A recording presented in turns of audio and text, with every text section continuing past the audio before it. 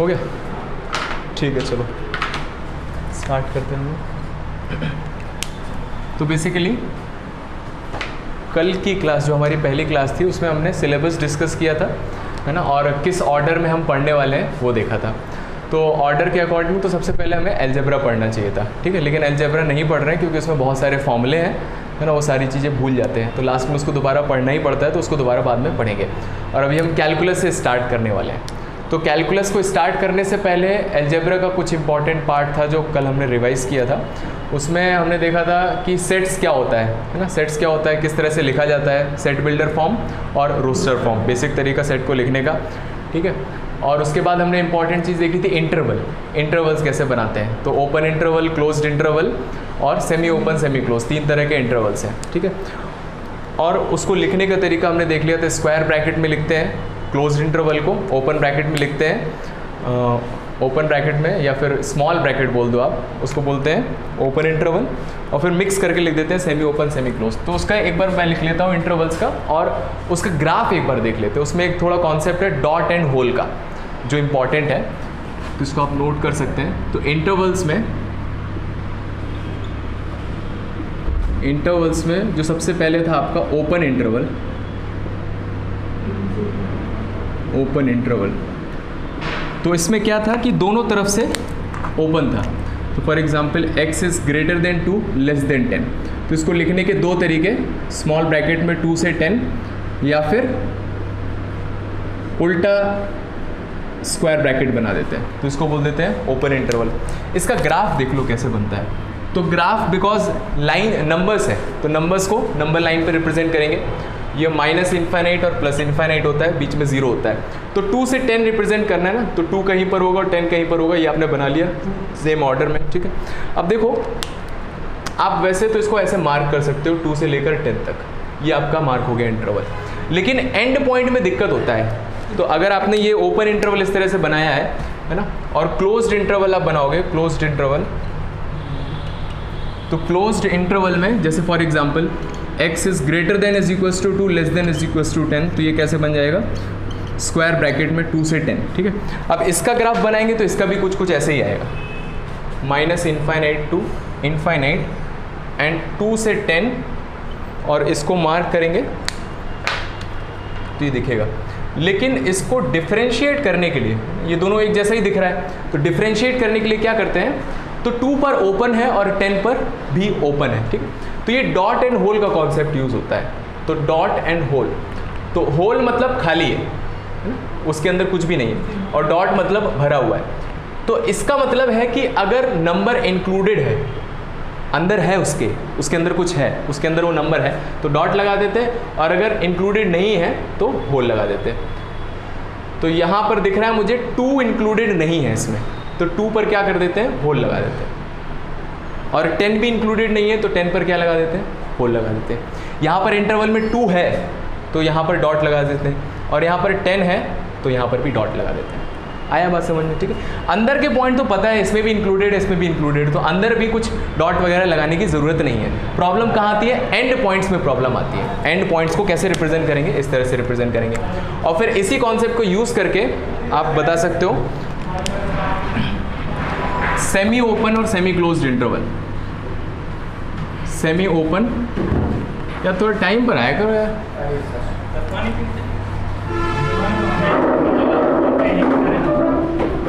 संभाल के इसको बाद में कर लिया करो यार। अभी कैमरा चल रहा देखा नहीं सर, तो तभी नीचे से आने लगे, गड़बड़ तो नहीं बन, नहीं लगे।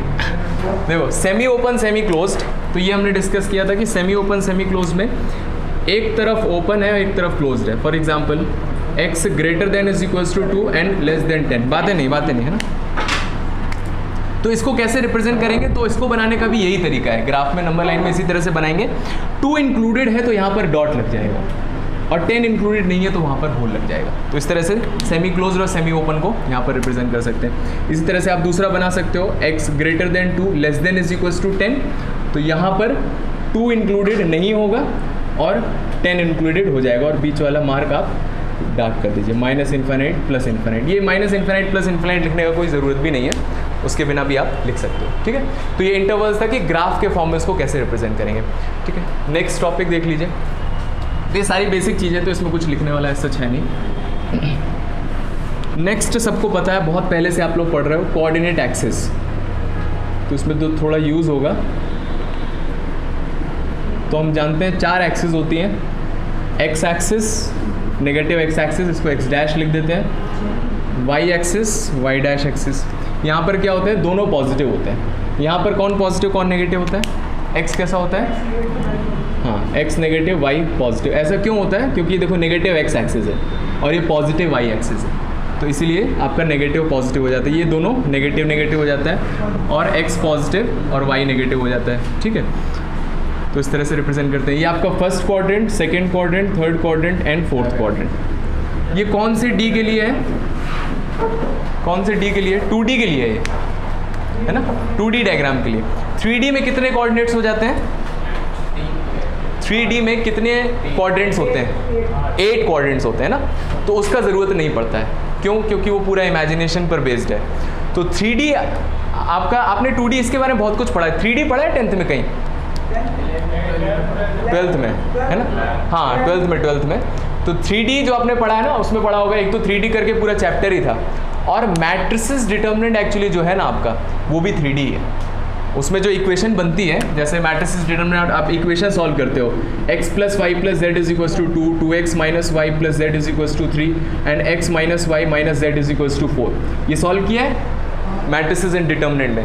तो एक्चुअल में क्या, ये क्या रिप्रेजेंट करता है, फिजिकल ज्योमेट्रिकली क्या रिप्रेजेंट करता है, जैसे 3D नहीं represent, x + y = 2 geometrically line represent करता है। हाँ, ये प्लेन की इक्वेशन होती है। अगर आपने लास्ट में सॉल्व किया हो, ax + by + cz + d = 0, ये प्लेन की इक्वेशन है, ये प्लेन की इक्वेशन है, ये प्लेन की इक्वेशन है। तो इन तीनों को सॉल्व करना, 2 लाइन को सॉल्व करने का मतलब क्या होता है,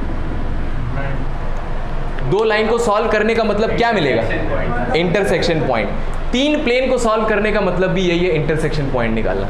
जैसे एक प्लेन आपका, जैसे मान लो ये बोर्ड का प्लेन हो गया, ठीक है, ये एक प्लेन हो गया, दूसरा प्लेन ये है ना, और तीसरा प्लेन मैंने ऐसे बना दिया। तो देखो ये वाला इंटरसेक्शन पॉइंट हो जाएगा जो तीनों में कॉमन है।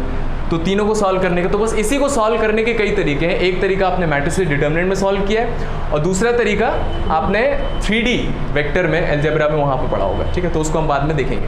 तो ये था आपका कोऑर्डिनेट एक्सिस, ओके। लास्ट और लिख दीजिए, बेसिक का पार्ट है, डोमेन एंड रेंज। बहुत ही इंपॉर्टेंट है, काफ़ी सारे क्वेश्चंस इसमें आते हैं। तो आप देखिएगा, जो जो आपको नहीं आता है वो आप नोट करते जाइएगा, डोमेन एंड रेंज। और बेटर होगा कि एक ही कॉपी में लिखें, ऐसा नहीं कि आज कोई और कल कोई और। डोमेन एंड रेंज, ठीक है। तो बहुत ही सिंपल सी चीज़ है, डोमेन और रेंज क्या होता है। तो बहुत बेसिक, जैसे अगर याद करने के लिए देखें तो जो डोमेन होता है, लिख लीजिए, इस स्टेटमेंट को याद रखेंगे, बहुत सारे क्वेश्चन कर सकते हैं। Values of x for which the function is defined,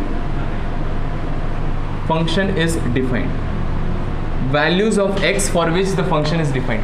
x की वो वैल्यूज जिसके लिए आप फंक्शन की कुछ वैल्यू निकाल सकते हो। तो values of x for which the function is defined is called domain. तो आपको 2 तरह के इसमें क्वेश्चंस जनरली आएंगे। एक तो क्या रहेगा, इसमें देखना पड़ेगा कि अगर 1/x, जो x है डिनोमिनेटर में है, x डिनोमिनेटर में है, तो आपको बस देखना रहेगा कि जो डिनोमिनेटर है वो 0 नहीं हो सकता।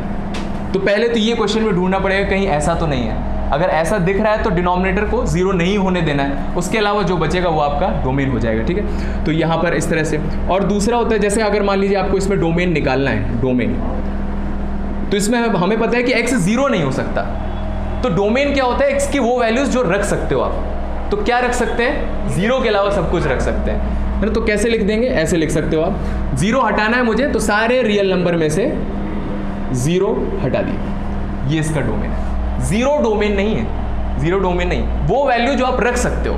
तो ऐसे सोचा कि क्या नहीं रख सकते हैं, तो जो नहीं रख सकते उसको हटा दिया, या फिर क्या रख सकते हैं, जो रख सकते हैं उसको ऐड कर। ज़्यादातर कैसे सोचते हैं कि वो वैल्यू जो आप नहीं रख सकते हो, वो सोचना आसान रहता है। x की वो वैल्यू जो मैं यहाँ पर नहीं रख सकता हूँ उसको हटा दिया, बाकी सारा आंसर आ जाएगा। ठीक है, तो ये एक बहुत ज़्यादा रिपीटेड होता है। जैसे फॉर एग्जाम्पल क्वेश्चन है, डोमेन निकालना है 1/x - 2, बताइए x क्या नहीं रख सकते?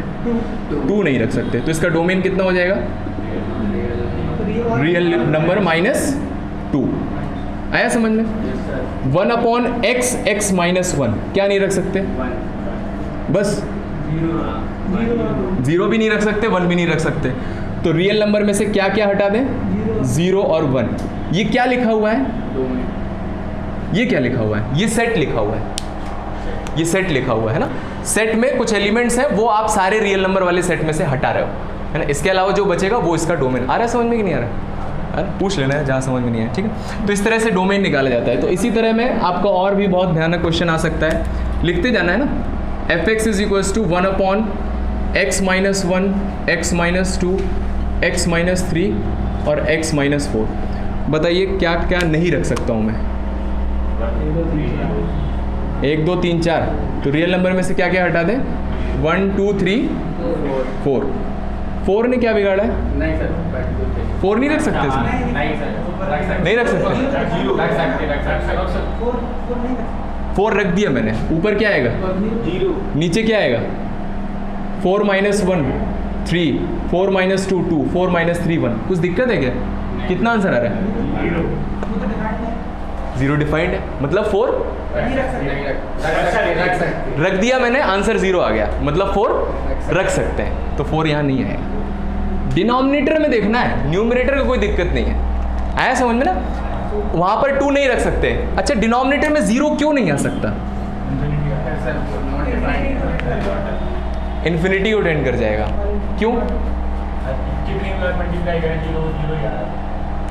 हाँ, ये मैं बता चुका हूँ आपको। देखिए बहुत ही सीधी सी बात है, सिंपल सी बात है कि 0 क्यों नहीं आता है डिनोमिनेटर में। जैसे मान लीजिए 6/2 निकालना है, तो 2 की टेबल में 6 आता है ना, कितनी बार? 3 बार, तो 3 आंसर आ जाता है। 2 की टेबल में कितनी बार ऊपर वाला नंबर आ रहा है वो आंसर आ जाएगा, ठीक है। 2 की टेबल में कितनी बार 8 आ रहा है? 4 टाइम्स, तो इसीलिए 4 आंसर आ गया। आपको 2 मान लो 1/0 निकालना है, 0 की टेबल में कब आएगा 1? कभी नहीं आएगा ना। या फिर ऐसा बोल दो कि बहुत सालों बाद जाके आ जाएगा, इन्फिनिटी तक आ जाएगा। नहीं, कभी नहीं आया। कभी नहीं आएगा ना, वैसे तो कभी नहीं आएगा, तो इसीलिए बोल देते नॉट डिफाइंड।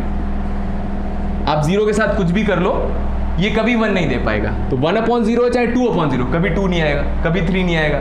इसीलिए कभी डिनोमिनेटर में 0 नंबर नहीं आता है। डिवीजन के रूल्स हैं, जो बहुत पहले पढ़ा होगा उस रूल से, ठीक है। तो डिनोमिनेटर में 0 नहीं आना चाहिए। तो कैसे सोचना है कि डिनोमिनेटर 0 नहीं आना चाहिए? तो न्यूमरेटर भूल जाओ, डिनोमिनेटर में देखो बस, ठीक है। डिनोमिनेटर में देखो और आंसर आ जाएगा। अब एक थोड़ा सा एक और अच्छे लेवल का क्वेश्चन नोट करते जाना है ना साथ साथ में। fx = x/x times x - 1। सोच के बताना। डोमेन 0 और 1 नहीं रख सकते, ठीक है।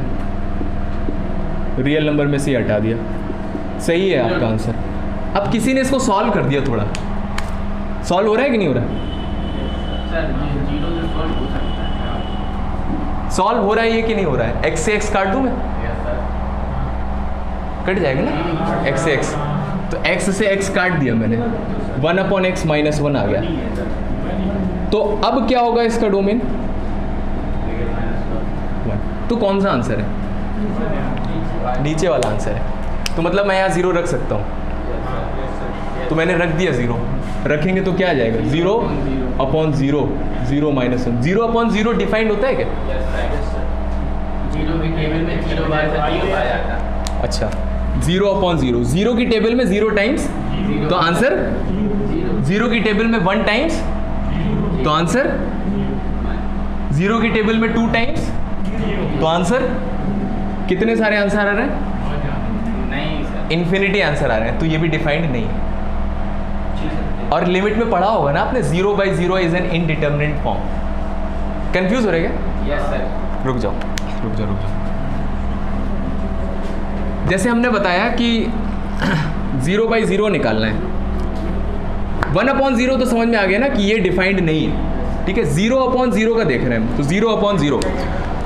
तो देखो ये तो समझ में आ रहा है कि यूनिकली 2 3 टाइम्स 6 आ जाएगा, 2 3 से 6 आ जाएगा, 2 4 से 8 आ जाएगा, इसमें कोई दिक्कत नहीं है, ठीक है। 0 बाई 0, तो 0 की टेबल में लिखें तो 0 1 से 0, 0 0 से भी 0 होता है, 0 2 से भी 0 होता है, 0 3 से भी 0 होता है।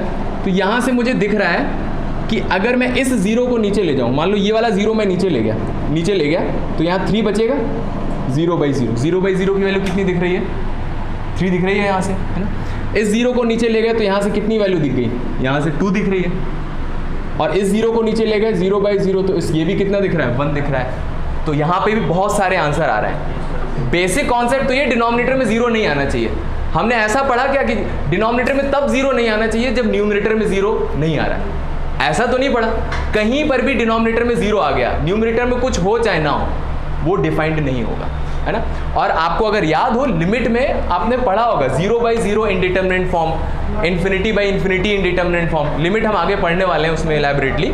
तो 0 बाई 0 भी डिफाइंड नहीं होता, और ऊपर वाला 0 भूल जाओ, मुझे नीचे 0 दिख रहा है ना, ऊपर कुछ भी है, डिफाइंड नहीं होगा वो, ठीक है। डिफाइंड नहीं होगा तो वो डिफाइंड नहीं है। तो आपको बताएं, ये फंक्शन इसका डोमेन ये है और ये सही लिखा हुआ है, ये फंक्शन इसका डोमेन ये है और सही लिखा हुआ है, लेकिन ये दोनों क्वेश्चन अलग अलग है। तो आपको ऐसे नहीं करना है। आपको क्या क्या सीखा हमने यहाँ पर, अगर किसी फंक्शन का डोमेन निकालना है तो उसको सॉल्व करके कुछ काटना नहीं है, उसमें ओरिजिनल फंक्शन का डोमेन आपको बताना है। अगर आपने उसको सॉल्व कर दिया तो वो क्वेश्चन ही चेंज कर दिया आपने। इस कॉन्सेप्ट को याद रखें, है ना। किसी भी फंक्शन के 12th में ऐसा कई बार आया है ऑलरेडी। कहाँ पर आया है, ओरिजिनल फंक्शन का डोमेन, डोमेन रेंज वाले पार्ट में ही आता है ना। IIT वगैरह का पढ़ते हैं तो उसमें आता है कि जब भी आप डोमेन निकालते हो, रेंज निकालते हो, ओरिजिनल फंक्शन का निकालते हैं, उसमें कुछ कैंसिल करके जो आता है उसका नहीं निकालते हैं, है ना। वो क्वेश्चन अलग हो जाता है, ठीक है। दिख रहा है मुझे, यहाँ पर 0 नहीं रख सकते।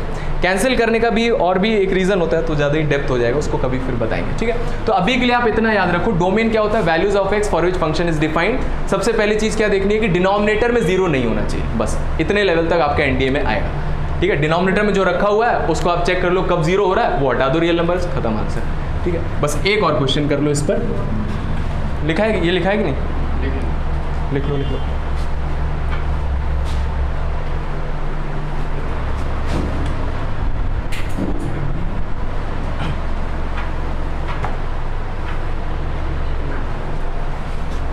जिसका हो जाए वो ये ट्राई कर सकता है।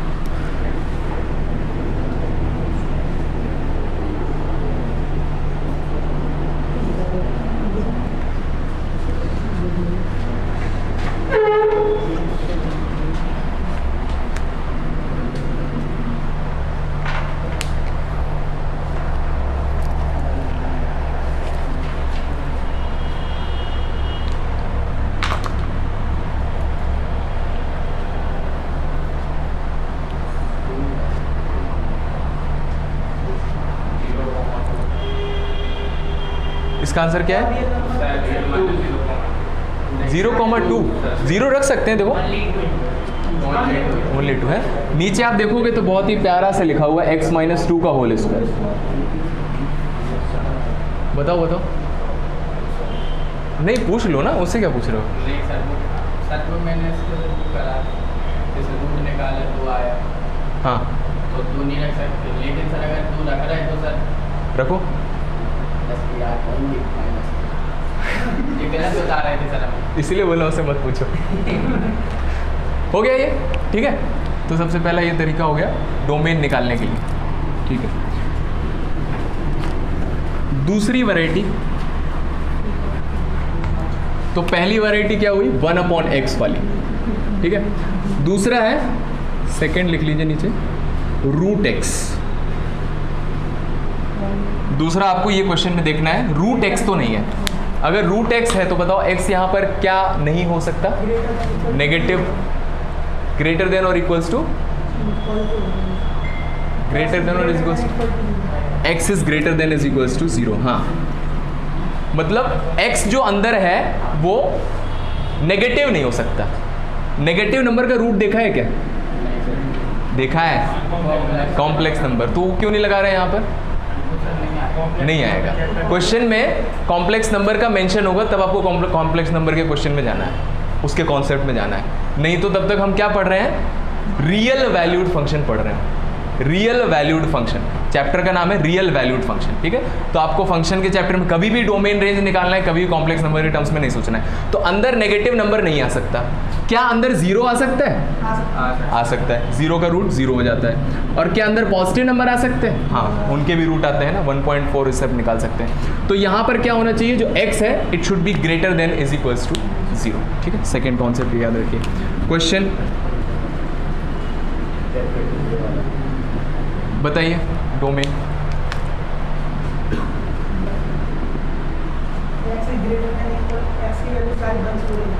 हाँ, English x is greater than is equals to 1। तो सीधी सी बात क्या करना है, रूट के अंदर जो है वो सब कुछ 0 या 0 से बड़ा होना चाहिए। तो रूट के अंदर क्या है, x minus 1 greater than is equals to 0, ये होना चाहिए। और यहाँ से थोड़ा सॉल्व करेंगे, -1 उधर जाएगा, तो x should be greater than is equals to 1। इसको इंटरवल के टर्म्स में कैसे लिखेंगे? ये है आंसर, इसको नहीं हटाना है। r-1, हाँ इंटरवल के फॉर्म में। हाँ, तो ऐसे लिखिए, देखिए अगर इंटरवल के टर्म्स में ऐसा कुछ लिखना है तो आप नंबर लाइन बना लो और ये 1 बना लो। क्या बोल रहा है, 1 से बड़ा है ना। तो ये है आपका -∞, ये है प्लस का इन्फिनिट, ये है 1 से बड़ा, है ना। तो 1 से लेकर इन्फिनिट तक, x बिलोंग्स टू 1 से इन्फिनिट तक, और 1 पर इक्वल का साइन लगा है तो क्लोज्ड आ गया। और इन्फिनिटी को कभी भी बंद नहीं कर सकते, इन्फिनिटी माइनस इन्फिनिटी यहाँ पर हमेशा ओपन इंटरवल लगेगा। तो इंटरवल के फॉर्म में आप ऐसे आंसर दे सकते हो, ठीक। उसमें हमने सोचा था क्या नहीं रख सकते, इसमें हम सोच रहे हैं क्या रख रहे हैं, है ना। तो अंदर वाली चीज़ पॉजिटिव कर दीजिए, अपने आप आंसर आ जाएगा, ठीक है। अब एक बहुत ही सिंपल सा क्वेश्चन, जैसे क्वेश्चंस आपके आते हैं, इसको नोट कर लीजिएगा। y is equals to 2x plus 3, इसका डोमेन निकालो, बताइए। क्या यहाँ पर 1/x दिख रहा है? नहीं दिख रहा है। क्या यहाँ रूट दिख रहा है? नहीं दिख रहा है। तो बस खत्म खेल, x बिलोंग्स टू रियल, कुछ भी नहीं हटाना है, ठीक है। और सीधे सीधे आप यहाँ पे देख भी सकते हो, यहाँ पर देखो x सब कुछ रख सकते हैं, सारे पॉजिटिव नंबर रख सकते हैं, कुछ ना कुछ आंसर आ जाएगा। सारे नेगेटिव नंबर रख सकते हैं, कुछ ना कुछ आंसर आ जाएगा। 0 रख सकते हैं, आंसर आ जाएगा। हो गया खत्म, और क्या बचा, है ना। तो x belongs to real number, x belongs to real number.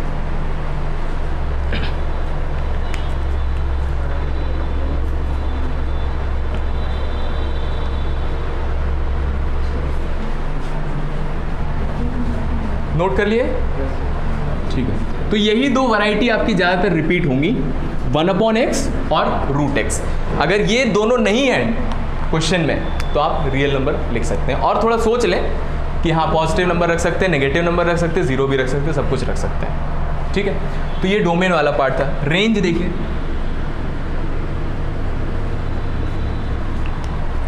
Domain इसको ऐसे भी याद रखें, जो x होता है ये आपका डोमेन होता है, x जो होता है ये डोमेन होता है। तो इसके अलावा जो बचा वो रेंज हो जाएगा। तो क्या हो जाएगा, y हो जाएगा।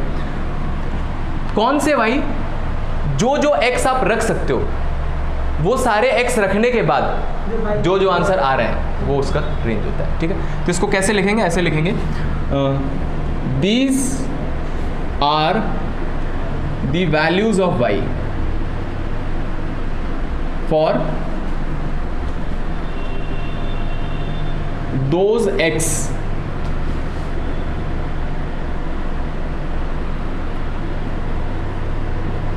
which are in the domain। जो x डोमेन में है उसके लिए y निकालना, वो रेंज होता है।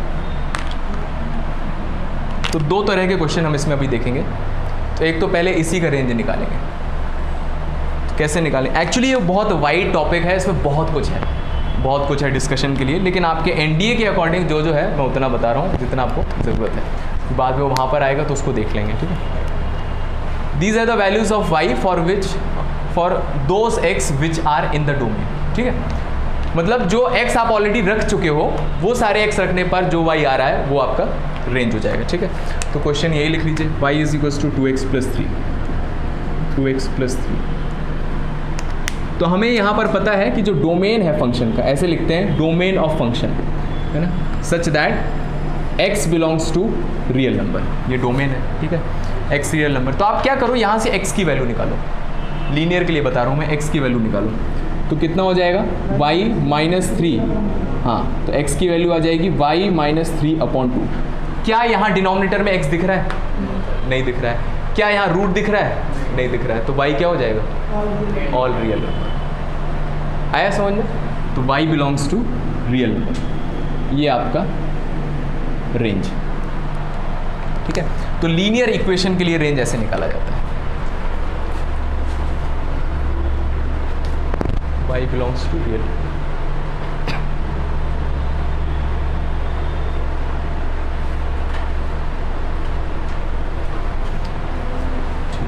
क्वाड्रेटिक के लिए और देख लो, तो सारे लीनियर इक्वेशन में ऐसे ही होता है, सारे लीनियर इक्वेशन में ऐसे ही होता है।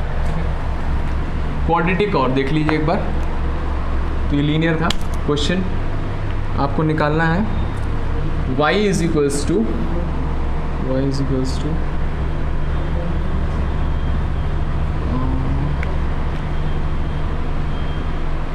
X square plus 2x plus 1। तो पहले इसका डोमेन बता दीजिए, ऑल रियल नंबर, ना तो इसमें 1/x है ना तो रूट है, ठीक है। तो x belongs to real number, ये डोमेन हो गया फंक्शन का। अब रेंज निकालने के लिए लीनियर में x निकालते थे, यहाँ पर x अभी ऐसे नहीं निकाल पाएंगे। इसको कैसे करेंगे, इसमें क्या कीजिए आप, y को उधर ले जाइए, x square plus 2x plus 1 plus y constant के साथ। अभी ये क्वाड्रेटिक इक्वेशन दिख रहा है ना, ये दिख रहा है ax स्क्वायर प्लस, हाँ, minus y, ax square plus bx plus c is equals to 0, इस तरह से दिख रहा है ना। इसमें x स्क्वायर का टर्म है और x का टर्म है और उसके अलावा कांस्टेंट टर्म है, 1 माइनस वाई क्या होगा, कांस्टेंट होगा, ठीक है। अगर मैं x के क्वाड्रेटिक की बात कर रहा हूँ तो हमें पता है कि x क्या है, रियल नंबर, तो यहाँ से x क्या आने वाला है, रियल नंबर आ रहा है। तो अगर x रियल है और x ही तो रूट होता है, रूट क्या होता है, x की वैल्यू होती है ना। कोई भी आप इक्वेशन सॉल्व करते हो क्वाड्रेटिक, जैसे x square minus 5x plus 6 is equals to 0, इसकी रूट निकालो, मतलब x निकालना है 2 और 3, तो x की वैल्यू ही रूट होती है ना। और बोला है हमें पता है कि x रियल है, मतलब रूट्स कैसे हैं, रियल है। तो अगर क्वाड्रेटिक इक्वेशन के रूट्स रियल हैं तो डिस्क्रिमिनेंट कैसा होगा, 10th क्लास क्वाड्रेटिक इक्वेशन, मैं याद दिला देता हूँ। Quadratic equation ax square plus bx plus c is equals to 0। अगर d, हाँ, d जो होता है, हाँ, डिस्क्रिमिनेंट पता होगा, ये b स्क्वायर माइनस 4ac, ठीक है, ये होता है डिस्क्रिमिनेंट। ये डिसाइड करता है अगर d ग्रेटर देन 0 है तो roots are real and equal. अगर नहीं पता है तो इसको नोट कर लीजिएगा ना, d इज इक्वल्स टू 0 है तो रूट्स आर रियल एंड, नहीं, इक्वल नहीं है, डिस्टिंक्ट है, distinct, real and equal. And d greater than is equals to 0 है, तो यहाँ पर अगर ये लेता हूँ तो डिस्टिंक्ट, ये वाला केस, इन दोनों को मैंने कंबाइंड कर दिया, तो अब ऐसा तो नहीं होगा डिस्टिंक्ट भी हो जाए इक्वल भी हो जाए, लेकिन आप इतना बोल सकते हो कि रूट्स आर रियल। आया समझ में? ग्रेटर देन 0 ऐसा क्यों होता है वो भी देख लेंगे अभी।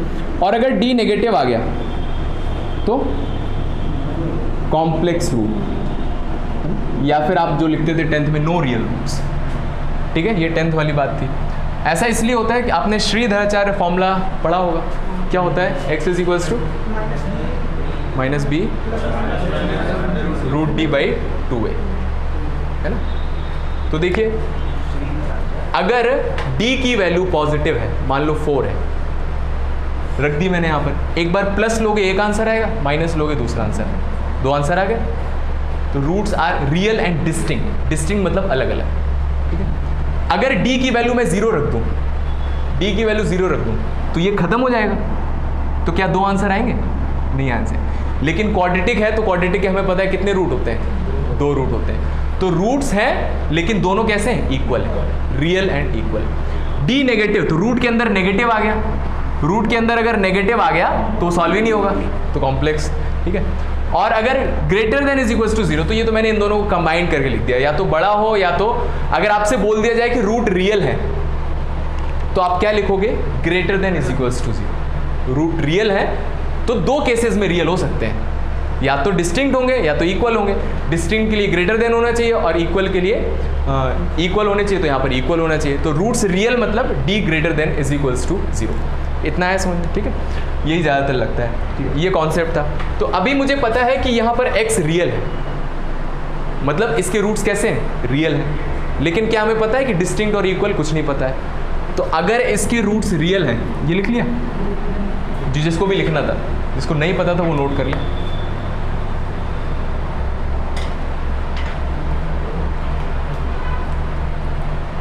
बता देता हूँ मैं।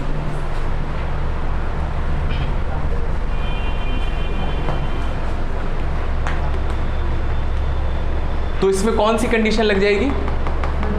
थर्ड वाली कंडीशन लग जाएगी। तो ऐसे लिख लें आप, as x belongs to real number so roots are real. तो अगर रूट्स रियल हैं तो discriminant greater than is equal to 0। तो इसको याद रखें, जब भी आपको क्वाड्रेटिक इक्वेशन की रेंज निकालनी है, y मान के x में क्वाड्रेटिक बना के d greater than is equal to 0 करना है। तो निकालिए इसका d। डिस्क्रिमिनेंट क्यों बोलते हैं? क्योंकि यही डिस्क्रिमिनेट करता है कि रूट्स कैसे होंगे, इसीलिए डिस्क्रिमिनेंट बोलते हैं।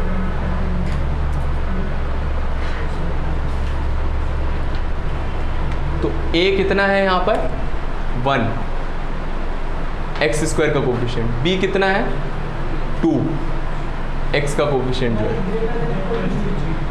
Greater than equal to 0, okay. और c कितना दिख रहा है यहाँ पर? 1 माइनस वाई। c 1 तो नहीं रख दिया ना?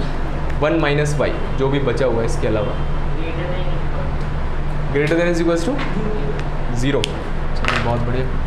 तो b² minus 4ac greater than is equal to 0 होना चाहिए। तो b रख दिया मैंने 2² minus 4 into 1 into 1 minus y greater than is equal to 0। 4 minus 4 times 1 minus y greater than is equal to 0। 4 common ले लिया, 1 माइनस के अंदर मल्टीप्लाई कर दिया, minus 1 plus y greater than is equal to 0। ये कट जाएगा, y greater than is equal to 0। ये है आपका रेंज, y होता है रेंज, है ना। तो जब ऐसा करोगे तो यहाँ से x गायब हो जाएगा, सिर्फ y बचेगा, और y का जो आ जाएगा वही आंसर हो जाएगा। तो यहाँ से आप रेंज लिख दीजिए। कैसे लिखेंगे? 0 से लेकर इनफाइनाइट तक और 0 पर स्क्वायर ब्रैकेट, क्योंकि 0 इंक्लूडेड है। ये आपका डोमेन और रेंज का कॉन्सेप्ट था।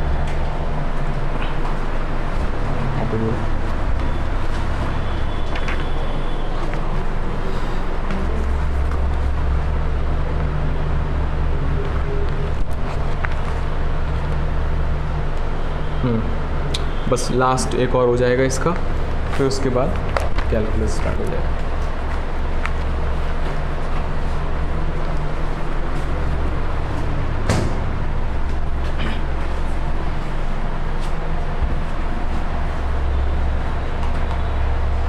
हो गया? लिख लो, स्पीड ज़्यादा हो कम हो सब बता देना। Everything is editable. ज़्यादा है क्या स्पीड? कम है? क्या हुआ क्या हुआ?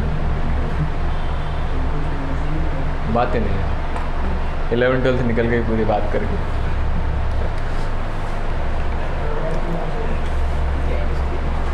ठीक है, आगे बढ़ते हैं। अगली हेडिंग डालिए।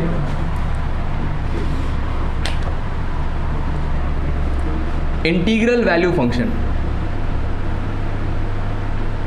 इंटीग्रल वैल्यूड फंक्शन, ऐसा फंक्शन जिसकी वैल्यू इंटीजर आती है। ऐसा फंक्शन जिसकी वैल्यू इंटीजर आती है।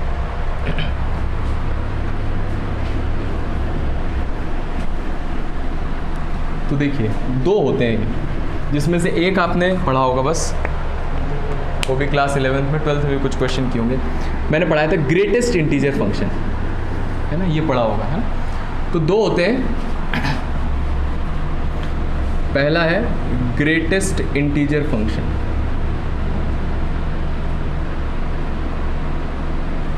जिसको शॉर्ट में GIF लिखते हैं, और इसका एक और नाम होता है फ्लोर फंक्शन, फ्लोर फंक्शन, ठीक है। कैसे रिप्रेजेंट करते हैं? स्क्वायर ब्रैकेट लगा के करते हैं, ठीक है।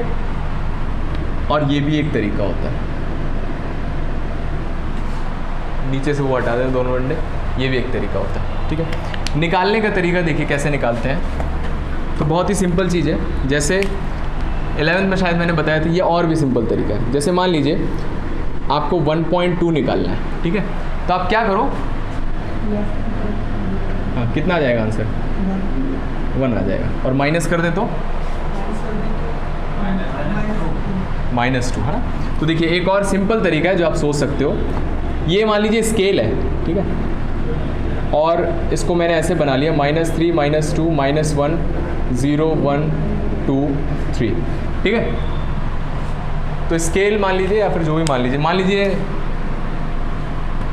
ठीक है, स्केल जैसा है ये। फ्लोर फंक्शन इसको क्यों बोलते हैं, ये रीज़न है। तो देखो आपको क्या करना है, 1.2 है ना, तो एक बॉल लेना है आपको, ठीक है, बॉल लेना है, 1.2 पर खड़े होना है। ये मान लीजिए बिल्डिंग है ये, है ना, ये अलग अलग फ्लोर है, इस तरह से एक फ्लोर इस तरह से 1.2 पर जाके खड़े होना है, और वहाँ से बॉल छोड़ना है किसकी तरफ, फ्लोर की तरफ। तो 1.2 कहाँ है, यहाँ पर 1 के ऊपर है। तो सोचो यहाँ से अगर मैं बॉल फेंकूंगा तो कौन से फ्लोर पर आएगी, फर्स्ट पर आएगी, उसके जस्ट नीचे वाले पे। तो इसका आंसर कितना आएगा, 1 आएगा। इसीलिए इसको बोलते हैं फ्लोर फंक्शन, ठीक है। उस पर्टिकुलर पॉइंट पर खड़े होकर बॉल कहाँ पर थ्रो करिए, फ्लोर पर। 2 निकालना है, तो बताइए, तो आप ऑलरेडी फ्लोर पर हो तो 2 आ जाएगा। बताइए -1.2 निकालना है, तो -1.2 कहाँ पर है, ये माइनस वाला है, -1 -2 -3, -1.2 कहाँ आएगा, इसके बीच में आएगा, -1.2। तो यहाँ पर खड़े होकर अगर फ्लोर पर मैं बॉल डालूंगा तो कहाँ पर जाएगा, -2। तो इस पर आंसर कितना आ जाएगा, -2।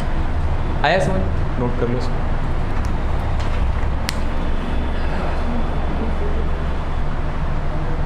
इसीलिए इसको फ्लोर फंक्शन बोलते हैं। और जो सेकंड वाला है वो है ceiling function.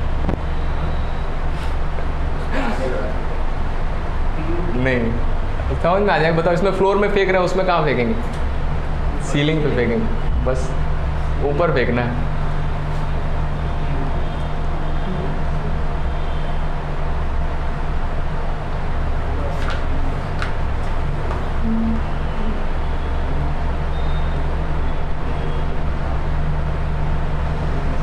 Greatest integer function. और अगर उस कॉन्सेप्ट से जाएंगे, इसको ग्रेटेस्ट इंटीजर फंक्शन क्यों बोलते हैं, तो जिसको ये समझ में आ गया बहुत अच्छी बात है, नेक्स्ट वाला समझने की ज़रूरत भी नहीं है, लेकिन अगर समझ सकते हो एक बार में तो समझ लो। देखो जैसे 1.2 के लिए निकाल रहा हूँ मैं ग्रेटेस्ट इंटीजर फंक्शन, क्यों बोल रहे हैं, तो बताइए इसके जस्ट आगे क्या इंटीजर आएगा, 2 3, इसके जस्ट पहले 1 0।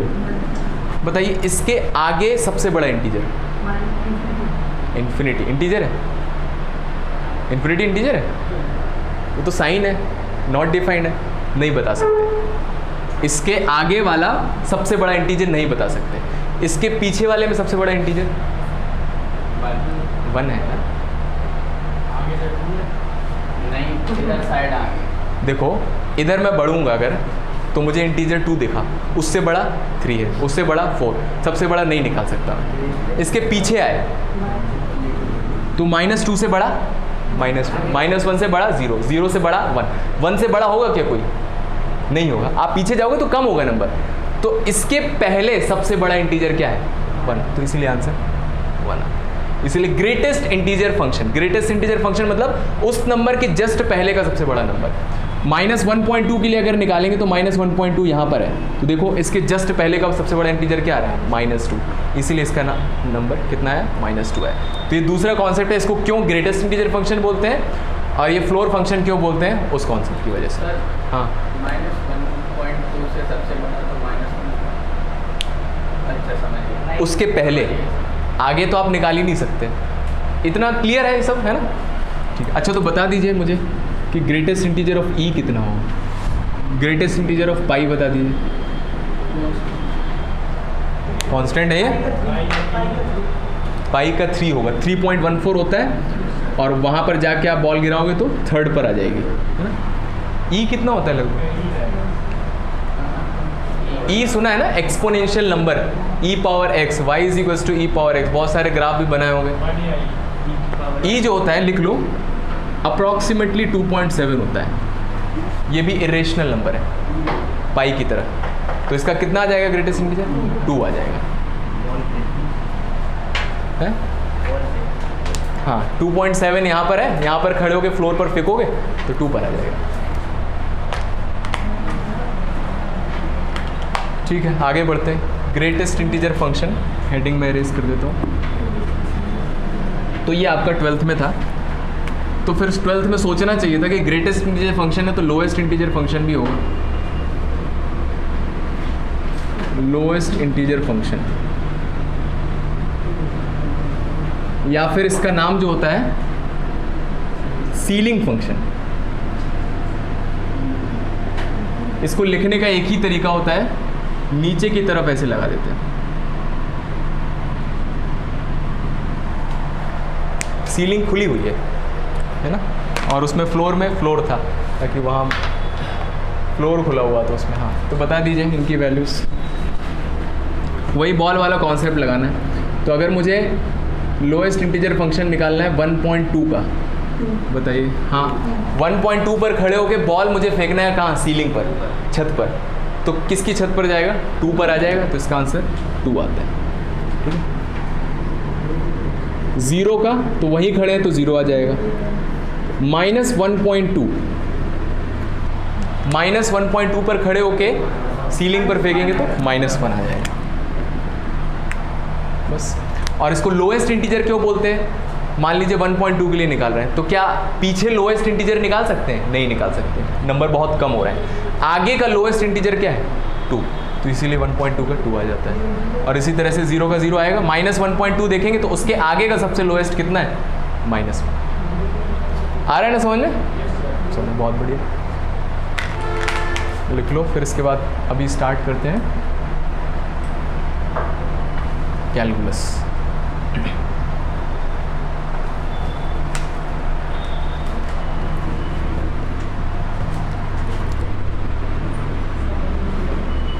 कैलकुलस, तो कैलकुलस जो आपने 11th-12th में पढ़ा है, उसमें कैलकुलस स्टार्ट होता है लिमिट से, है ना, लेकिन हम यहाँ लिमिट से स्टार्ट नहीं करेंगे। क्यों नहीं, उसका एक रीज़न है। चलिए, लिमिट से इसलिए स्टार्ट नहीं करेंगे क्योंकि एनडीए के ज़्यादातर क्वेश्चन जो लिमिट्स के आते हैं वो लॉपिटल रूल से आते हैं, हाँ, जिसको एलॉपिटल बोलते हैं, और वो डिफरेंशिएशन का मेथड है। तो जब तक हमें डिफरेंशिएशन नहीं आता है, उस तरह के लिमिट वाले क्वेश्चंस नहीं कर पाएंगे। वैसे तो हमें आता है डिफरेंशिएशन, लेकिन हम पहले डिफरेंशिएशन पढ़ लेंगे, उसके बाद लिमिट पढ़ेंगे, ताकि लिमिट के क्वेश्चन सॉल्व हो जाएंगे। ठीक है ना, कोई दिक्कत तो नहीं है, कवर सब कुछ हो जाएगा, टेंशन नहीं लेना उसका, तो उसको बताने में थोड़ा आसानी रहेगा। तो सबसे पहले हम स्टार्ट करते हैं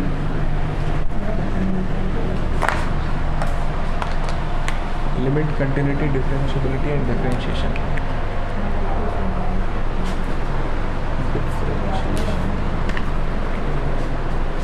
Method of differentiation इसमें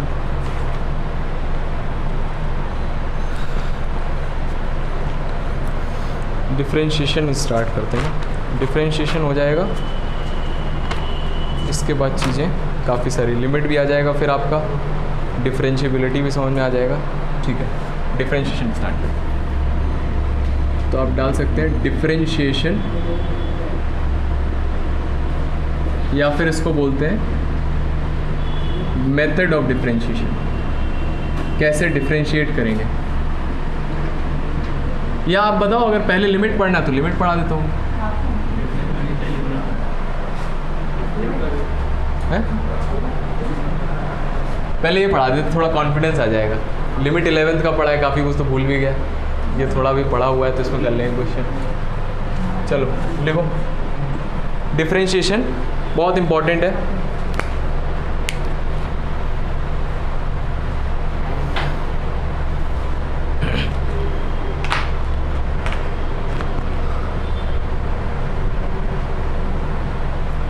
डिफरेंशिएशन, तो डिफरेंशिएशन हम जानते हैं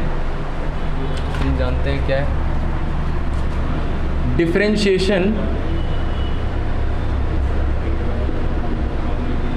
बात है नहीं यार, of y is equals to f x. कोई एक फंक्शन है y is equals to f x, है ना, इस तरह से दिया रहता है। देखो साइन x, तो साइन x जो लिखा हुआ है ये x पर डिपेंड कर रहा है, तो या तो आप इसको y लिख दो या तो एफ एक्स लिख दो। तो जहाँ जहाँ एफ एक्स लिखा है वहाँ बाई डिफ़ॉल्ट वो y है, और जहाँ जहाँ y लिखा है वहाँ बाई डिफ़ॉल्ट आप एफ एक्स लिख के सॉल्व कर सकते हो, ठीक है। ज़्यादातर एफ एक्स यूज़ होता है हायर स्टैंडर्ड पर। तो differentiation of y is equals to f x is represented as, कैसे रिप्रेजेंट करते हैं, कई सारे तरीके हैं। dy अपॉन डी एक्स लिख दो, और क्या f डैश x लिख दो, और y डैश लिख दो, और y1, अगर डिफरेंशियल इक्वेशन में देखो y1 y2 है ना, y1, और भी होता है dy, ऐसे भी लिख देते हैं कैपिटल dy, तो ये भी डिफरेंशिएशन का साइन है। लिख लो, नोट कर लो इसको। ये 5 चीज़ें जो यूज़ होती हैं, इसमें से 4 आपने देखी होंगी, 5वां वाला हमने CBSE में यूज़ नहीं किया ज़्यादा।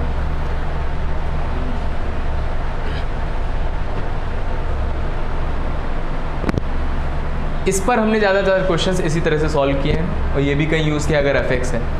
ये क्यों डेवलप किए गए, अब इसमें d आता जाएगा। मान लो 10वां डिफरेंशिएशन लिख रहे हो आप, तो इसमें मान लो तो कितनी बार लिखो, लिखने में थोड़ी दिक्कत हो जाएगी ना, सेकंड डेरिवेटिव में ही दिक्कत हो जाती है बार बार लिखने में, d² y अपॉन dx²। तो ये डैश वाला कॉन्सेप्ट बनाया। अब मान लो 10 डेरिवेटिव लिखना है, तो y के कितने डैश लगाने पड़ेंगे, 10 डैश लगाने पड़ेंगे, तो इसीलिए ये डेवलप किया। First differentiation y1, 10th differentiation y10। वो हर चीज़ के पीछे लॉजिक है। और ये क्यों हुआ, ऐसे इसको शॉर्ट में लिखने का तरीका, समथिंग डिफरेंट, ठीक है। तो सबसे पहले इसके फॉर्मूलाज लिख लेते हैं हम, तो फॉर्मूलाज समझिएगा, हो गया नहीं, ठीक है। तो ये फॉर्मूलाज आपको याद करने रहेंगे अच्छे से।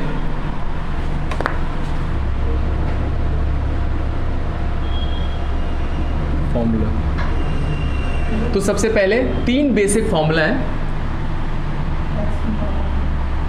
नहीं वो 4th फॉर्मूला है, उसके पहले भी 3 फॉर्मूले जो बताने चाहिए आइडियली, बुक में नहीं रहते हैं। सबसे पहला है d dx ऑफ कांस्टेंट। अगर कांस्टेंट है, अकेले है, तो उसका differentiation 0।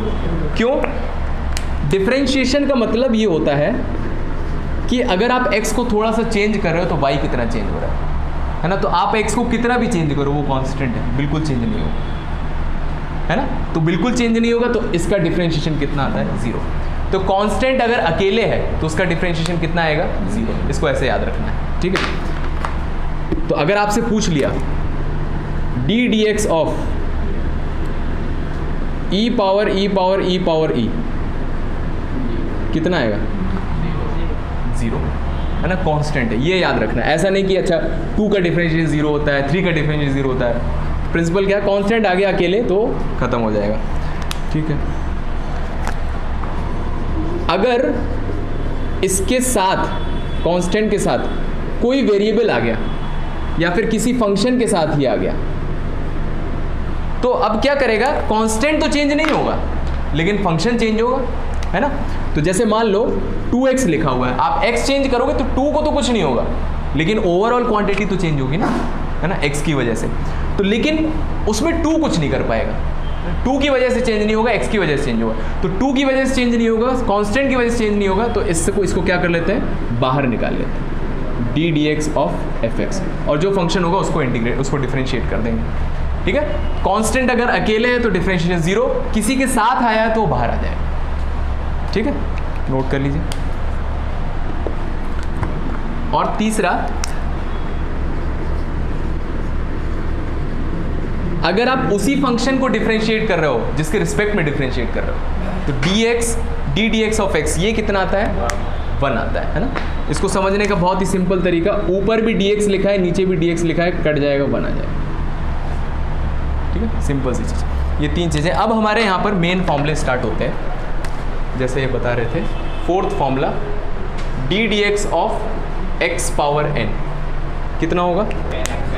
N x power n. इसमें समझने वाली बात ये है, याद रखें, छोटी छोटी बातें हैं। x पावर n का differentiation n x power n minus 1 होता है। और अच्छा तरीका इसको याद रखने का,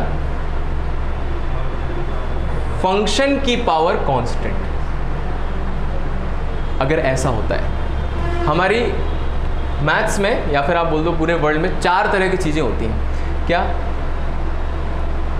फंक्शन की पावर कांस्टेंट, जैसे एक्स स्क्वायर। फंक्शन है x, वेरिएबल है, और ऊपर कांस्टेंट है। कांस्टेंट की पावर फंक्शन, जैसे 2 पावर x। ठीक है। और फंक्शन की पावर फंक्शन, जैसे x पावर x, है ना। और कांस्टेंट की पावर कांस्टेंट, जैसे 2 पावर 2। तो ऐसा नहीं है हर जगह यही फॉर्मूला लग जाएगा। कहाँ लगेगा? सिर्फ पहले वाले में लगेगा। फंक्शन की पावर अगर कांस्टेंट है तो ये वाला फॉर्मूला लगेगा। इनके अलग फॉर्मूले हैं। लास्ट वाला तो आप बता सकते हो कितना, ये 0 हो जाएगा, है ना। 2 पावर 2 4 लिखा है, ये 0 हो जाएगा। इसको करेंगे आगे, लॉग से सॉल्व होता है, ये भी लॉग से सॉल्व होता है। तो जब भी फंक्शन पावर में आता है तो उसका अलग कॉन्सेप्ट है। तो इसको कैसे याद रखना है? अगर नीचे फंक्शन है और ऊपर कांस्टेंट है तो इसका इंटीग्रेशन क्या होता है? पावर आगे आ जाती है, वो पावर में से 1 कम हो जाता है। ठीक है, नोट करते जाइए। फंक्शन की पावर कांस्टेंट,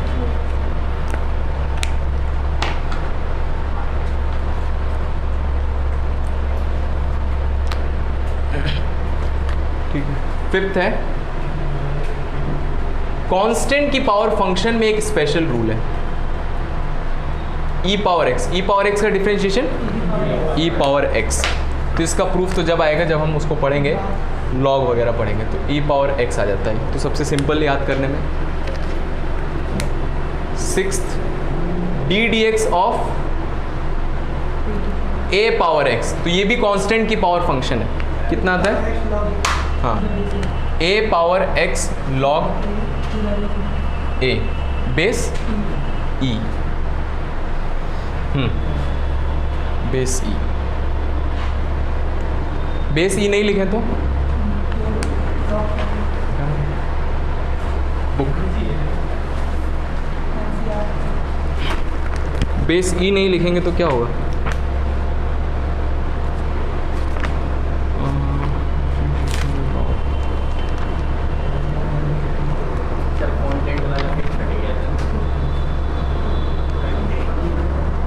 कोई बात नहीं, इसमें लॉग ढूंढो, लॉग के क्वेश्चन।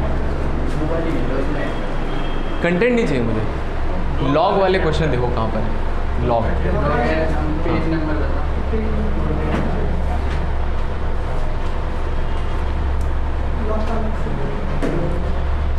लॉग एक बहुत ही अमेजिंग फंक्शन है। 302 106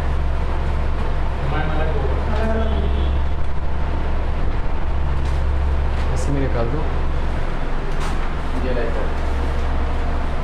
हाँ,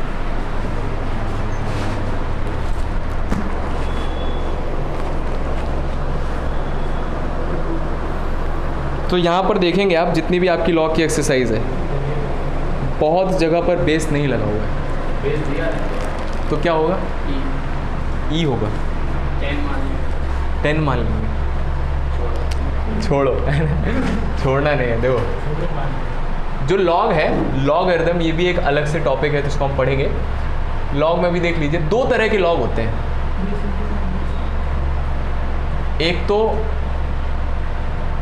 लॉग, जैसे आप किसी नंबर का निकाल रहे हो तो उसका बेस या तो ई होगा या तो 10 होगा। ठीक है, या तो ई होगा या तो 10 होगा। इसको लिखने का शॉर्ट तरीका होता है ln, जैसे ये a मान लिया मैंने, ln a। और ये होता है log a। तो मैं बता रहा हूँ ये तरीका है एक्चुअल में। हाँ, ये होता है, इसको बोलते हैं नेचुरल लॉग। नेचुरल लॉग, क्योंकि जो e है ना, ये एक ऐसी क्वांटिटी है, इसको 2.7 जैसे 3.14 है, तो उसको पाई क्यों बोला गया है? ऐसा क्या है इस नंबर में, ऐसा क्या स्पेशल है? हैं? ख़त्म नहीं होता है। तो मैं 1000 नंबर लिख दूंगा जो ख़त्म नहीं होंगे कभी। लेकिन 3.4 को ही पाई क्यों बोला जाता है? क्योंकि ये एक ऐसा नंबर है जिससे बहुत सारी कैलकुलेशन कर सकते हैं। जैसे कोई भी आप कर्व्ड सरफेस देखेंगे, जैसे कोई भी कर्व्ड सरफेस देखो, जैसे बॉल है ना, तो उसका अगर आपको कैलकुलेशन करना है तो क्या करेंगे? एरिया निकालेंगे, वॉल्यूम निकालेंगे, कुछ पेंट वगैरह करना, बहुत सारी चीज़ें। देखिए कोई भी फॉर्मूला है बिना पाई के नहीं होता है ना, बिना पाई के नहीं होता है। पाई की वैल्यू जो है वो ट्रिलियंस ऑफ प्लेसेस तक निकाली गई। हमें तो 3.14 पता है, उसको आप सर्च करोगे तो आपको ऐसे सर्कल जैसा मिल जाएगा। यहाँ से स्टार्ट किया 3.14 और वो चलता जा रहा है। उसकी value trillions of places, trillion समझते हैं ना, मिलियन बिलियन ट्रिलियन, उसके बाद आता है। तो इतना ज़्यादा टाइम क्यों वेस्ट किया? इतना ज़्यादा टाइम वेस्ट नहीं किया। एक्चुअली में क्या है, जैसे आप स्पेस शिप्स वगैरह देखेंगे तो ज़्यादातर चीज़ें उसमें सर्कुलर होती हैं, सिलेंडर होता है ना। जो भी जहाज वगैरह होते हैं, जो भी रॉकेट वगैरह, सारे सिलेंड्रिकल रहते हैं। और आपको पता है कि अगर थोड़ा सा भी उसमें इनएक्यूरेसी हो गया तो इधर की जगह इधर जा सकता है शिप, है ना। उसमें एंगल जो बना के जिस पर भेजते हैं, अगर एंगल 1 डिग्री चेंज हो गया तो यहाँ तो 1 चेंज हुआ है, जैसे मान लो यहाँ से वहाँ जाना है, यहाँ मैं 1 डिग्री चेंज करूँगा तो वहाँ ना जाके कहीं और चला जाएगा। तो बहुत एक्यूरेसी चाहिए उनकी कैलकुलेशन पर, उनके कंस्ट्रक्शन पर।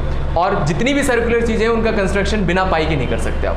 उनका एरिया बिना पाई के नहीं निकाल सकते, उनका वॉल्यूम बिना पाई के नहीं निकाल सकते, उनका वेट वगैरह बहुत सारी चीज़ें बिना पाई के नहीं निकाल सकते। इसलिए पाई बहुत इंपॉर्टेंट हो जाता है। इसी तरह से ई जो है ना, एक एक्सपोनेंशियल नंबर है। ये क्या होता है, आपने केमिस्ट्री में शायद पढ़ा हो, एक्सपोनेंशियल ग्रोथ, है ना, रेडियो एक्टिविटी। तो उसमें जितने भी क्वेश्चंस हैं, जितने भी फॉसिल्स हैं, उनकी जो लाइफ है वो ई की यूज़ करके ही निकाली जाती है। तो कोई भी चीज़ जो बढ़ रही है टाइम के साथ, जो कम हो रही है, उसकी एज की कैलकुलेशन बिना ई के नहीं कर सकते। और दुनिया की ऐसी कोई चीज़ नहीं है जो बढ़ रही है या कम नहीं हो रही है ना।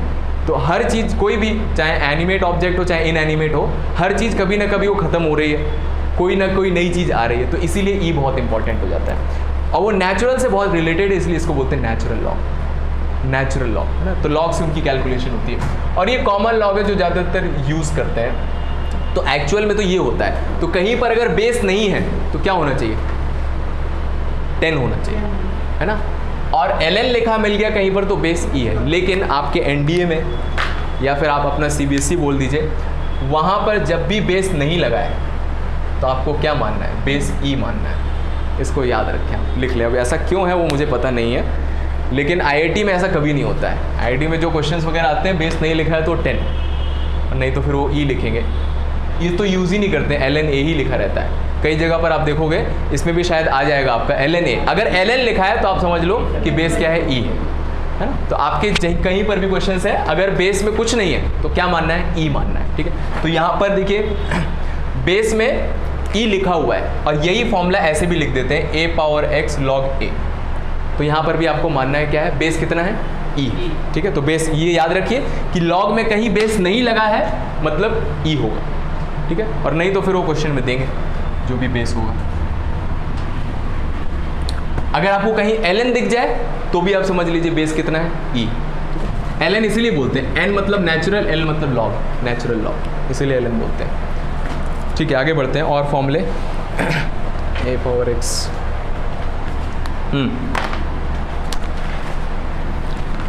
7th, तो d/dx ऑफ, ये बहुत हेल्प करेगा ना अगर आपको याद रहेगा कि अगर बेस कुछ नहीं है तो ई है। बताइए ln log x का कितना होता है डिफरेंशिएशन? 1/x। तो बेस कितना है यहाँ पर? ई है ना। तो 1/x। बेस अगर कोई और आ जाए तो, मान लो ई ना हो के उन्होंने ए दे दिया, इसकी प्रॉपर्टी होती है कि ए आगे आ जाता है? नहीं, वो तो जब नंबर की पावर होती है। इसमें क्या करते हैं, इसको लिख लीजिएगा, ये होता है आपका है, हाँ, एक्स से किसको रिप्लेस कर देंगे? ना ना ना, ये लिखो बेस चेंज थ्योरम होती है एक लॉग की, जो हम आगे पढ़ने वाले हैं। बेस चेंज थ्योरम बहुत ही सिंपल सी चीज़। क्या होता है इसमें, जैसे मान लो log 5/2 लिखा हुआ है, ठीक है, log 5, इसको आप ऐसे लिख सकते हो, जो ऊपर वाला नंबर है उसका log ऊपर और जो नीचे वाला नंबर है उसका log नीचे।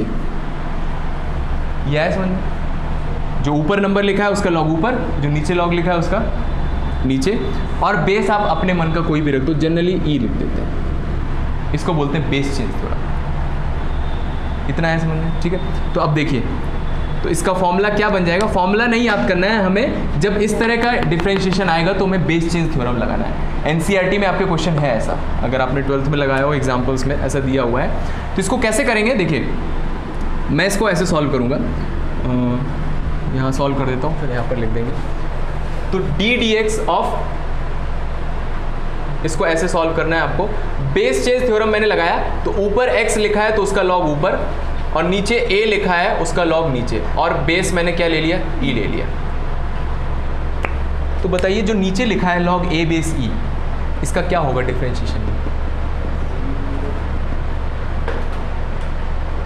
क्या e कांस्टेंट है, क्या a कांस्टेंट है? हाँ कांस्टेंट है, तो पूरा ही कांस्टेंट है, तो ये बाहर आ जाएगा ऐसे। आया समझ में? तो 1/log a बेस e बाहर आ जाएगा, तो अंदर बचेगा ddx of log x base e, और इसका फॉर्मूला हम देख चुके हैं 1/x। तो आंसर कितना आ जाएगा, 1/x log a base e। तो ये फॉर्मूला है जो कि आपको याद नहीं करना है, नहीं करना है, हर फॉर्मूले नहीं याद किए जाते हैं, क्योंकि इसमें बहुत ही रेयर क्वेश्चन आते हैं, लेकिन आ जाते हैं। तरीका मैंने बता दिया।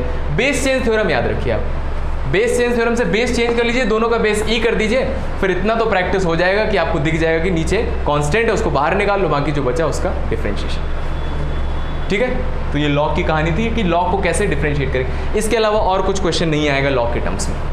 ठीक है, बेस या तो आपका ई होगा या तो कोई और होगा, ई होगा तो 1/x, कोई और होगा तो हम उसको चेंज कर लेंगे ई में। ठीक है, ओके, आगे बढ़ते हैं, इसको नोट कर लेना समझने के लिए। 8th formula. तो अब ट्रिग्नोमेट्री पर आते हैं, ट्रिग्नोमेट्रिक फंक्शंस।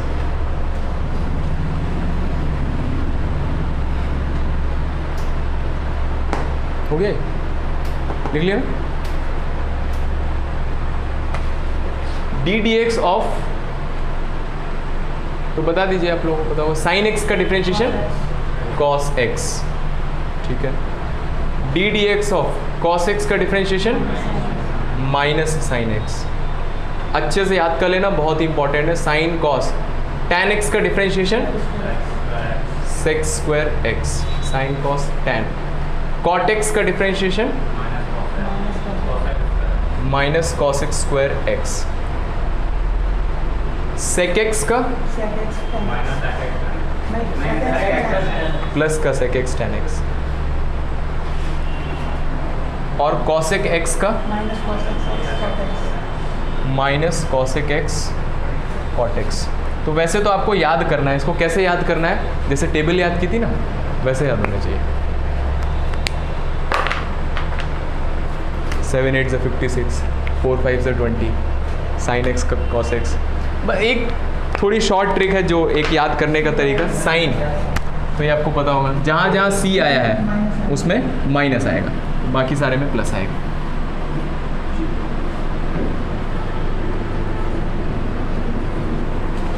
ठीक है, ऐसे आप साइन थोड़ा याद रख सकते हो, जहाँ जहाँ माइनस आया है वहाँ वहाँ, जहाँ जहाँ सी आया है उसके आंसर किस में आएंगे, माइनस में आएंगे, बाकी सारे आंसर आपके प्लस में आएंगे। ठीक है, तो ट्रिग्नोमेट्री था। इनवर्स ट्रिग्नोमेट्री वाले 13 हो गए।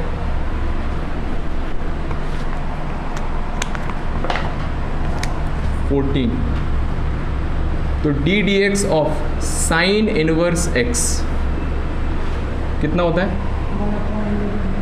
हाँ इसको याद कर लें, 1/√1 minus x square. Cos inverse x, इसकी ज़रूरत नहीं पड़ती है, जनरली पड़ जाती है, माइनस 1/√1 माइनस एक्स स्क्वायर। ठीक है, sine cos, tan inverse x, तो 6 के 6 जो आने वाले हैं 7th ये तो आती ही नहीं। कॉट इनवर्स एक्स -1 नहीं पड़ जाती है, लिखते जाइए भैया, इसको आता है बहुत अच्छी बात है। 17 18 d d x of sine cos tan cot sec inverse x कितना होता है? हाँ मॉड एक्स होता है यहाँ पर, है ना, याद रखें। और अंदर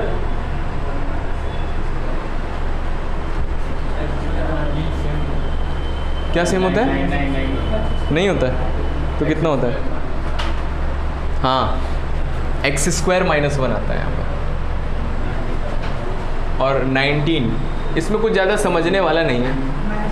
और cosec square cosec inverse x -1 mod x √ x² -1, ये फॉर्मूला है, ठीक है।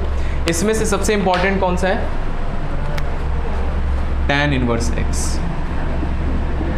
इसको याद रखें, ये बहुत इंपॉर्टेंट है। डिफरेंशिएशन और इंटीग्रेशन दोनों में, इंटीग्रेशन में तो बहुत इंपॉर्टेंट है, हर जगह आपको ज़्यादातर tan इनवर्स x ही दिखेगा, ठीक है।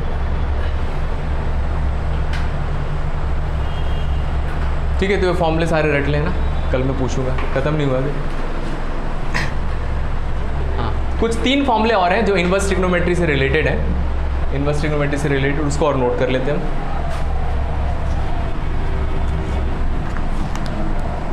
तो 3 फॉर्मूले हैं आपके, इसी के आगे लिख लीजिएगा। कहाँ तक चला गया? 19 तक चले गए ना। 20 sine inverse x plus cos inverse x कितना होता है? कितना? π/2, है ना। साइन कॉस और टैन कॉट के साथ भी tan inverse x plus cot inverse x भी π/2 होता है। और sec inverse x plus cosec inverse x ये भी आपका π/2 होता है।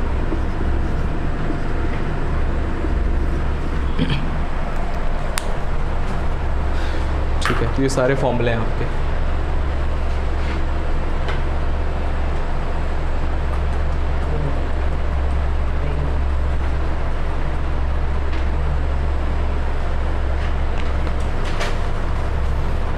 अगला हेडिंग डालिए।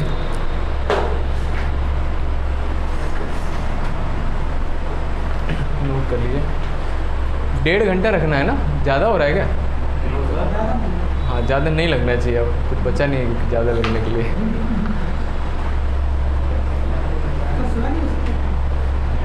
यार सुबह तो मुश्किल हो जाता है, नींद तो हर टाइम आएगी, सुबह नहीं आती नींद। करेंगे जब इन सब के स्कूल वगैरह चालू हो जाएंगे ना।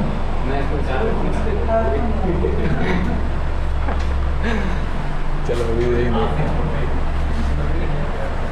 आगे बढ़े, लिखो 3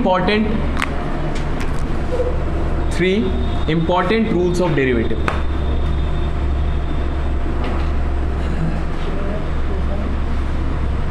रूल्स ऑफ डेरिवेटिव, जिस पर पूरा डेरिवेटिव बेस्ड है, वो 3 इंपॉर्टेंट रूल्स। तो क्या क्या है बताएंगे? पहला प्रोडक्ट रूल, कोशेंट रूल, और उससे पहले भी आता है प्रोडक्ट हो या कोशेंट। हाँ तो सबसे पहले चेन रूल,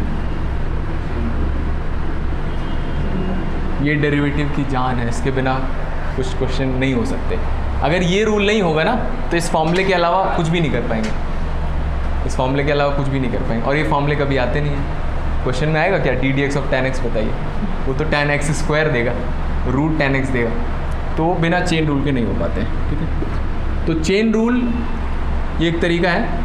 इंटीग्रेशन थोड़ा टफ हो जाता है क्योंकि उसमें चेन रूल नहीं है, और टफ हो जाता है क्योंकि उसमें कोशेंट रूल नहीं है, उसमें सिर्फ प्रोडक्ट रूल है, वो भी बड़ा भयानक सा प्रोडक्ट रूल है, इसीलिए वो इंटीग्रेशन थोड़ा टफ लगता है। लेकिन यहाँ पर हमारे पास चेन रूल है, प्रोडक्ट रूल है, कोशेंट रूल है, तो कुल मिला के जितने भी फंक्शन है सबको आप डिफ्रेंशिएट कर सकते हो, इसलिए डिफ्रेंशिएशन थोड़ा ईजी रहता है। तो चेन रूल क्या होता है? जैसे सिंपल सी बात, जैसे मान लीजिए आपका फंक्शन अगर साइन एक्स दिया है तो इसका डिफ्रेंशिएशन आता है हमें, लेकिन साइन एक्स की जगह कुछ और आ गया, 2x आ गया मान लो, तो इसको कैसे डिफरेंशिएट करेंगे, तो जो आप बेसिक फंक्शन है आपका उसकी हेल्प से आप इसको डिफरेंशिएट कर सकते हो। तो इसको कैसे डिफरेंशिएट करेंगे, एफ डैश एक्स हो जाएगा। तो आपको बाहर से देखना है क्या फंक्शन दिख रहा है, साइन फंक्शन दिख रहा है, तो साइन एक्स का डिफरेंशिएशन कॉस एक्स पढ़ रहे थे, तो साइन एक्स का डिफरेंशिएशन कॉस एक्स, तो साइन 2x का differentiation cos 2x, sign X का डिफरेंशिएशन कॉस एक्स, तो साइन 2x का कॉस 2x। अब फंक्शन क्वेश्चन में देखिए जो हमारा फॉर्मूला है उसमें x की जगह यहाँ पर क्या आया है 2x, तो जो भी आया है उसको दोबारा डिफरेंशिएट करके हमें क्या करना है, मल्टीप्लाई, इसको बोलते हैं चेन रूल, ठीक है। तो 2x का डिफरेंशिएशन हम जानते हैं कि अगर 2 कांस्टेंट है वो बाहर आ जाएगा और x का डिफरेंशिएशन 1, और ये 2 इससे मल्टीप्लाई होके क्या हो जाएगा 4x, नहीं हो जाएगा, है ना, क्योंकि ये एंगल है, ये अंदर है और ये बाहर है, ऐसे नहीं मल्टीप्लाई कर सकते। तो 2 cos 2x आ जाएगा, यही चेन रूल है, लिख लीजिए।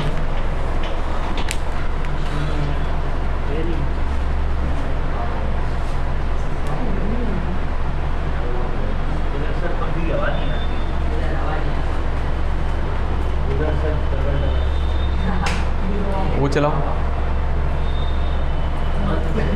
वहीं जाओ पता चल जाएगा। चलो यहाँ पीछे फैन लगवा दूंगा मैं, इसकी हवा नहीं आ रही।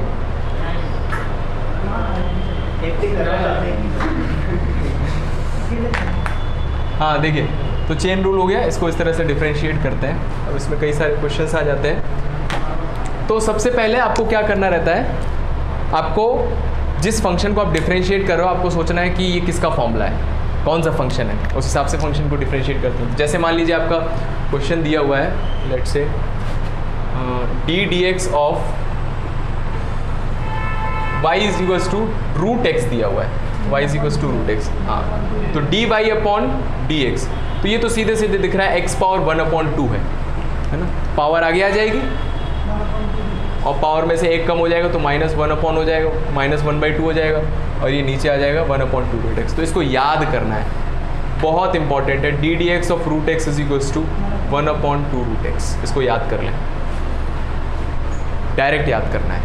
रूट के अंदर अगर कुछ दिख रहा है मुझे तो 1/2 रूट हो जाएगा उसका, खत्म। ये फॉर्मूला नहीं लगाना है ना, एमसीक्यूज़ में तो वैसे भी नहीं लगाना है, बोर्ड में भी नहीं लगाते हैं।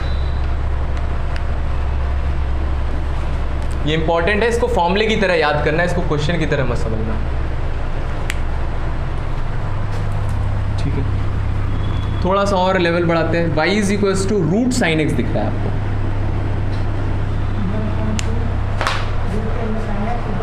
हाँ। तो देखिए यहाँ पर आपका जो फंक्शन है ना, 2 फंक्शन आपको दिखेंगे, एक तो साइन एक्स दिख रहा है और एक रूट वाला फंक्शन दिख रहा है, रूट एक्स, ठीक है। तो आपको जो फंक्शन दिख रहा है, पहले देखो सबसे ज़्यादा जगह पर आपको ये वाला फॉर्मूला दिखेगा, x पावर n दिखेगा, कि मतलब क्या पूरे क्वेश्चन की कुछ पावर दी है कि नहीं है।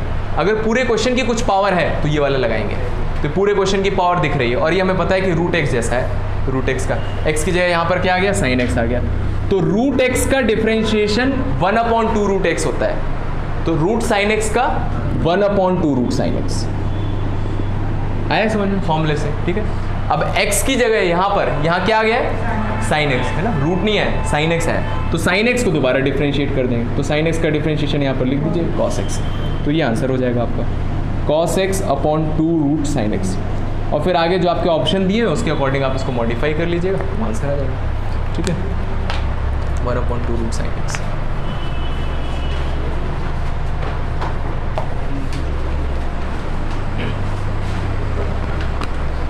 क्या हुआ, पूछना कुछ,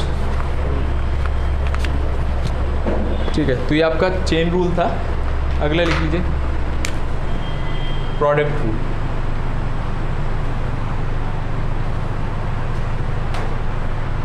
प्रोडक्ट रूल, अगर 2 फंक्शंस मल्टीप्लाइड हैं तो ये आपने ऐसे याद किया होगा, let's say f x is equals to u dot v है, तो एफ डैश एक्स कितना हो जाता है, यू वी डैश प्लस हाँ वी यू डैश, इस तरह से लिख दीजिए, ठीक है। तो ये आपका प्रोडक्ट रूल है। तो बेसिकली कैसे करना है, पहला फंक्शन एज इट इज़, दूसरे का डिफरेंशिएशन, प्लस दूसरा फंक्शन एज इट इज़, पहले का डिफरेंशिएशन। इस तरह से लगाते हैं। जैसे question y is equals to sine x into x है, तो ये दो फंक्शन है ना, जो मल्टीप्लाइड है, पहला x है, दूसरा साइन एक्स। तो कैसे लगाएंगे, dy अपॉन डी एक्स, हाँ, x as it is, sine X का differentiation cos x, plus sine X as it is और x का डिफरेंशिएशन 1, ये आंसर। लिखते जाइए।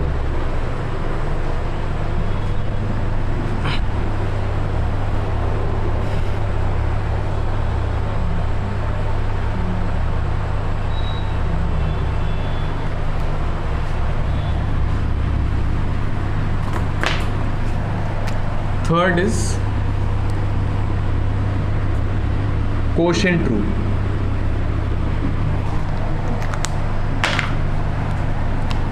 तो कोशेंट रूल आपका जैसे एफ एक्स दिया है u अपॉन बी, तो एफ डैश एक्स हो जाएगा बी का square B U dash minus U B dash.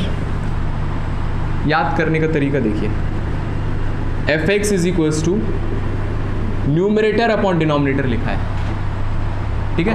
तो कैसे याद करना है, ऐसे याद करना है, जो डिनोमिनेटर में लिखा है उसका स्क्वायर, ठीक है, जो डिनोमिनेटर में लिखा है उसका स्क्वायर, और जो डिनोमिनेटर में आया है denominator as it is, denominator का square, denominator as it is, फिर न्यूमरेटर का डिफरेंशिएशन, ठीक है, और minus numerator as it is, denominator का डिफरेंशिएशन। इस तरह से याद करेंगे तो हो जाएगा। इस तरह से याद नहीं रहता है जनरली, तो ये वाला तरीका आप ऐसे याद करें, न्यूमरेटर अपॉन डिनोमिनेटर, डिनोमिनेटर का square, denominator as it is, numerator का differentiation minus numerator as it is, denominator का डिफरेंशिएशन। प्रोडक्ट रूल में बीच में प्लस आता है, यहाँ पर बीच में माइनस आता है, ठीक है, इस तरह से।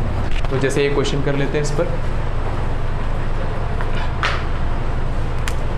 Question F x is equals to X upon E power X कर दीजिए।